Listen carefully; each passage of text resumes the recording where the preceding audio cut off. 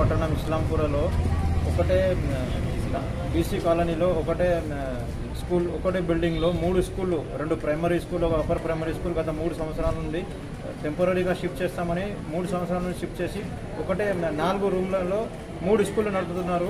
ఈ విధంగా చాలా దాదాపు 200 మంది విద్యార్థులు ఉన్న చాలా ఇబ్బందికరంగా అక్కడ నడుస్తున్నది. స్థానిక ఎంఈఓ గారు ఇప్పటి వరకు ఎటువంటి దీనిపై చర్య పట్టించుకోలేదు.